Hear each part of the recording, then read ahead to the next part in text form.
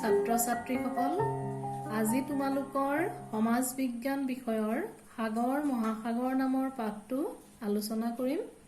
তোমালোকে মনোযোগ দি শুনিবা। নীলা গ্ৰহ।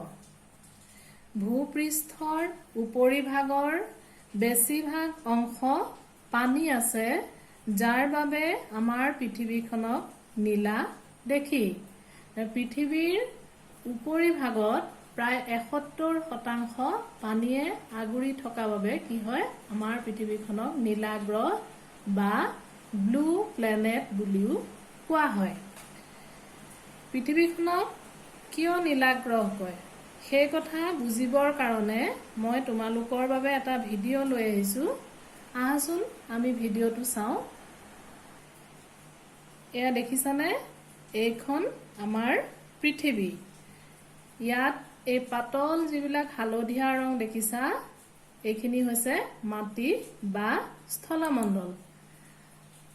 আৰু ওপৰত যে বগা ৰংখিনি দেখিছা, এইখিনি হৈছে ডাৱৰ বা মেঘ।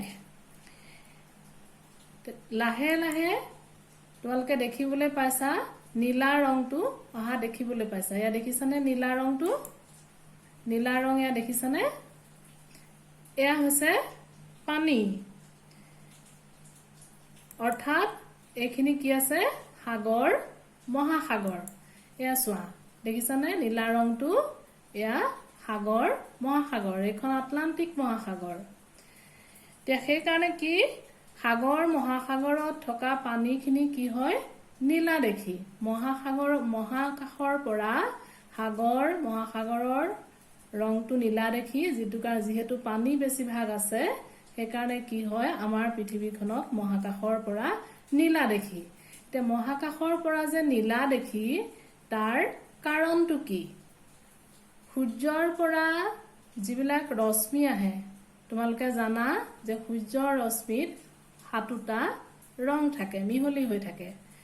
হালধীয়া, সেউজীয়া, ৰঙা, নীলা, এনেকে 7টা ৰং থাকে। বাকী যিখিনি ৰং, সেই ৰংখিনি সাগৰ মহাসাগৰৰ পানীয়ে এবজৰ্ব কৰি লয় বা শুহি লয় আৰু নীলা ৰংটো বিচ্ছুৰিত কৰে বা প্ৰতিফলিত কৰে। সেইকাৰণে কি হয়, আমাৰ পৃথিৱীখনক মহাকাশৰ পৰা নীলা দেখি। এয়া চোৱা নীলা দেখি, দেখিছানে? চোৱাচোন আমাৰ পৃথিৱীখন দেখিবলৈ কিমান ধুনীয়া। আমি আমাৰ পৃথিৱীখন ভাল পাব লাগে আৰু সদায় ইয়াৰ ভালৰ কাৰণে কাম কৰিব লাগে। এতিয়া আমি বাকীখিনি চাওঁ আহা। জলমণ্ডল। পৃথিৱীৰ উপৰিভাগত বেছিভাগ পানী আছে বুলি আমি গম পালো। উপৰিভাগত যে আছে বেছিভাগ পানী, সেই পানী নদ, নদী, হ্ৰদ, সাগৰ, মহাসাগৰ, হিমবাহ, ভূগৰ্ভ, বায়ুমণ্ডল আদিত বিভিন্ন অৱস্থাত থকা পানী বা সেই পানীখিনিৰে জলমণ্ডল গঠিত হৈছে। এই বেছিভাগ পানী কিহত পোৱা যায়? সাগৰ মহাসাগৰতে পোৱা যায়। পৃথিৱীৰ উপৰিভাগত যিমানখিনি পানী আছে, সেই পানীখিনিৰ বেছিভাগ পানী সাগৰ মহাসাগৰতে পোৱা যায়। যদিও বেছিভাগ পানী সাগৰ মহাসাগৰত পাওঁ, তথাপি আমি এই পানীখিনি কি কৰিব নোৱাৰো, ব্যৱহাৰ কৰিব নোৱাৰো। তাৰ কাৰণটো কি? কাৰণটো হৈছে সাগৰ মহাসাগৰৰ পানীখিনি লুণীয়া বা নিমখীয়া। লুণীয়া হোৱাৰ কাৰণে বা নিমখীয়া হোৱাৰ কাৰণে আমি পানীখিনি কি কৰিব নোৱাৰো, ব্যৱহাৰ কৰিব নোৱাৰো। তাক ব্যৱহাৰ কৰিবলৈ হলে কি কৰিব লাগিব? পৰিশোধন কৰিব লাগিব। সেইবাবে যদিও পৃথিৱীৰ উপৰিভাগত বেছিভাগ পানী আছে, আমি ব্যৱহাৰ কৰিব পৰা পানী একেবাৰে কম আছে। এতিয়া জলমণ্ডল মানে গম পালো আমি জলমণ্ডল কি। তাৰপিছত আমি চাম সাগৰ মহাসাগৰ, কাৰণ পৃথিৱীৰ উপৰিভাগত বেছি অংশখিনি সাগৰ মহাসাগৰে আৱৰি আছে। গতিকে সাগৰ মহাসাগৰনো কি, সেয়া আমি চাওঁ। পৃথিৱীৰ উপৰিভাগৰ বিস্তীৰ্ণ জলভাগক 5টা ভাগত ভাগ কৰা হৈছে। আমি যিমানখিনি পানী দেখিলো, সেই পানীখিনিক 5টা ভাগত ভাগ কৰিছে। ইয়াৰ একোটা ভাগক একোখন মহাসাগৰ বুলি কোৱা হয়। আৰু মহাসাগৰ কেইখনৰ নাম কি কি তোমালোকে সেইকেইটা জানা। প্ৰশান্ত মহাসাগৰ, আটলান্টিক মহাসাগৰ, ভাৰত মহাসাগৰ, উত্তৰ মহাসাগৰ, দক্ষিণ মহাসাগৰ। সাধাৰণতে দেশ বা মহাদেশৰ ওচৰৰ মহাসাগৰৰ একোটা অংশকে সাগৰ বুলি কোৱা হয়। এতিয়া সাগৰ হৈছে কি মহাসাগৰৰ এটা অংশ, কিন্তু ক'ত থাকে সাধাৰণতে দেশ বা মহাদেশৰ ওচৰৰ যিটো মহাসাগৰৰ অংশ তাক সাগৰ বুলি কোৱা হয়। তিনিওফালে স্থলভাগে আগুৰি থকা সাগৰ মহাসাগৰৰ একোটা অংশক উপসাগৰ বুলি কোৱা হয়। এতিয়া উপসাগৰ হৈছে সাগৰতকৈও সৰু আৰু ইয়াক তিনিওফালে স্থলভাগে বা মাটিয়ে আগুৰি থাকে এটা সাগৰ বা মহাসাগৰৰ এটা অংশ উপসাগৰ বুলি কোৱা হয়। প্ৰকৃততে উপসাগৰ, সাগৰ আৰু মহাসাগৰৰ মাজত কোনো দৃশ্যমান প্ৰাকৃতিক সীমা নাই। এতিয়া আমি যে পালো মহাসাগৰ, তাতকৈ সৰু সাগৰ, তাতোকৈ সৰু উপসাগৰ, এইবিলাকৰ কিবা সীমা আছে নেকি বা প্ৰাকৃতিকভাৱে ইয়াৰ কিবা সীমা ধৰি দিয়া গৈছে নেকি? কিন্তু কি নাই। যেনেদৰে দেশ, মহাদেশ এইবিলাকৰ কি থাকে নিৰ্দিষ্ট সীমা থাকে, কিন্তু সাগৰ মহাসাগৰৰ কি নাই নিৰ্দিষ্ট সীমা নাই, প্ৰাকৃতিকভাৱে কোনো সীমা নাই।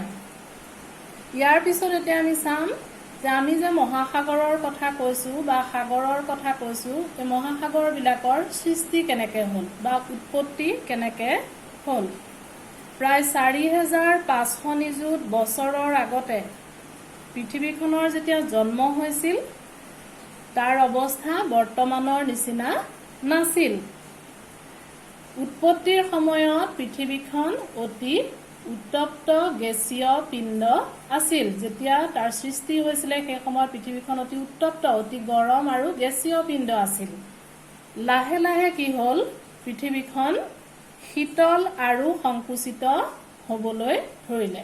পৃথিৱীখন গৰম আছিলে, কিন্তু লাহে লাহে পৃথিৱীৰ আৱৰ্তন গতিৰ ফলত কি হ'ল সি লাহে লাহে ঠাণ্ডা হ'বলৈ ল'লে আৰু সংকুচিত হ'ল। সংকুচিত হ'ল মানে লাহে লাহে চাপ খাই যাবলৈ ধৰিলে।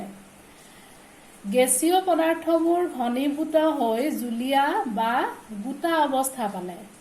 যেতিয়া পৃথিৱীখন লাহে লাহে ঠাণ্ডা হ'বলৈ ধৰিলে তেতিয়া কি হ'ল ইয়াত যিবিলাক পদাৰ্থ আছিলে গেছীয় পদাৰ্থবিলাক ঘনীভূত হ'ল। ঘনীভূত হোৱা মানে কি একেলগ হ'ল, থোপ খালে, হৈ পেলাই ঘনীভূত হৈ জুলীয়া বা গোটা অৱস্থা পালে। কিছুমান জুলীয়া হ'ল, কিছুমান গোটা অৱস্থা পালে। আৰু এই যে পদাৰ্থখিনি ঘনীভূত হ'ল সিহঁতি কিছুমান ওখ চাপৰ বা উখুৰা মুখুৰা আৱৰণৰ সৃষ্টি কৰিলে। পৃথিৱীৰ উপৰিভাগত উচ্চ আৰু নিম্ন অংশৰ সৃষ্টি হয়। ইয়াৰ ফলত কি হ'ল পৃথিৱীৰ উপৰিভাগ সমান নহ'লে, আৰু সমান নোহোৱাৰ কাৰণে কি হ'ল কিছুমান ওখ অংশৰ সৃষ্টি হ'ল আৰু কিছুমান নিম্ন বা চাপৰ অংশৰ সৃষ্টি হ'ল বা দ অংশৰ সৃষ্টি হ'ল। এই উচ্চ অংশ মাটি আৰু নিম্ন অংশ মহাসাগৰত পৰিণত হ'ল। যিবিলাক ওখ অংশ আছিলে সেই ওখ অংশবিলাক কি হ'ল স্থলমণ্ডল হ'ল বা মাটি হ'ল, আৰু নিম্ন যিবিলাক অংশ হ'ল, যিবিলাক ঠাই দ হ'ল, সেই দ হোৱা ঠাইবিলাকত কি হ'ল পানী কালক্ৰমত পানী জমা হৈ হৈ তাত মহাসাগৰত কি হ'ল পৰিণত হ'ল। এতিয়া পাঠটো আজি আমি এইখিনিলৈকে আলোচনা কৰিছোঁ। ইয়াৰ পাছৰ অংশখিনি আমি পিছৰ খণ্ডত আলোচনা কৰিম। আশা কৰিছোঁ তোমালোকে পাঠটো নিশ্চয় বুজি পাইছা আৰু তোমালোকে নিজেও পাঠটো কিতাপত পঢ়ি চাবা, ভিডিঅ'টো চোৱাৰ লগতে পাঠটো পঢ়ি চাবা। এতিয়া আমি কেইটামান ইয়াৰ লগত সংগতি ৰাখি ক্ৰিয়াকলাপ চাওঁ আহা। পৃথিৱীক নীলা গ্ৰহ বুলি কিয় কোৱা হয়? আমাৰ পৃথিৱীখনক যে নীলা গ্ৰহ বুলি কোৱা হয় তাৰ কাৰণটো লিখিব লাগে যে কিয় কোৱা হয়। দ্বিতীয়টো দিছোঁ যে মহাসাগৰৰ সৃষ্টি কেনেকৈ হ'ল। মহাসাগৰৰ বিষয়ে যে আমি পঢ়িলোঁ, সেই মহাসাগৰবিলাকৰ সৃষ্টি কেনেকৈ হ'ল মই ভিডিঅ'টোত কৈছোঁ, কিতাপতো আছে, সেইটোৰ ওপৰত তোমালোকে কৰিবা। আৰু তৃতীয় প্ৰশ্নটো হ'ল যে সাগৰ, উপসাগৰ আৰু মহাসাগৰৰ মাজত কি কি সাদৃশ্য আছে। সাগৰ, উপসাগৰ আৰু মহাসাগৰৰ মাজত কি কি সাদৃশ্য, সাদৃশ্য মানে হৈছে মিল আছে। তোমালোকে মিলকেইটা বাছি উলিয়াই লিখিব লাগে। আৰু এটা মই তোমালোকক কওঁ, তোমালোকে নিজে পাঠটো পঢ়ি বা ভিডিঅ'টো চাই দুটামান প্ৰশ্ন নিজেও উলিয়াই চাবলৈ যত্ন কৰিবাচোন। আৰু এইখিনি প্ৰশ্নৰ উত্তৰ কৰিবা, তাৰপিছত মোক দেখুৱাবা। আজিলৈ ইমানতে সামৰিছোঁ।